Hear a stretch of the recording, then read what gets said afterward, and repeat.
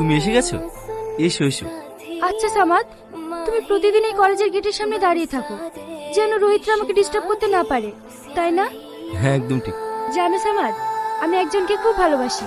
আমি তোমার ব্যাপারে ওকে সব বলেছি। হ্যাঁ আমি জানি তুমি কাকে ভালোবাসো। তুমি কি করে জানলে? তোমার সঙ্গে মিশছি আর এইটুকু খবর পাবো না?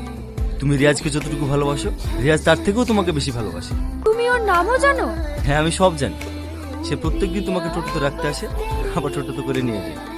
হ্যাঁ, রিয়াজ আমাকে অনেক ভালোবাসে। জানো সামাদ, ও আমার জন্য অনেক কিছু করেছে। ওর ঋণ আমি জীবনেও শোধ করতে পারবো না। ভালোবাসার ঋণ কেউই শোধ করতে পারে। আচ্ছা তুমি না, তুমি তো আমাকে বন্ধু ভাবো, বন্ধু ভেবে আমার একটা কথা রাখবে? হ্যাঁ অবশ্যই রাখবো, বলো। আজকে আমার বার্থডে, আর এই বার্থডেতে তোমাকে এমন ভাবে প্রেজেন্ট করতে চাই যেন আর কেউ তোমাকে গাইয়ানা বলতে পারে। তুমি অবশ্যই সন্ধ্যে 7টার সময় চলে আসবে। না না সামাদ, আমি রাতে কোনো জায়গায় যেতে পারবো না। জাস্ট কয়েক ঘন্টা থাকবে, আমি তোমাকে নিজে বাড়িতে পৌঁছে দিয়ে আসবো।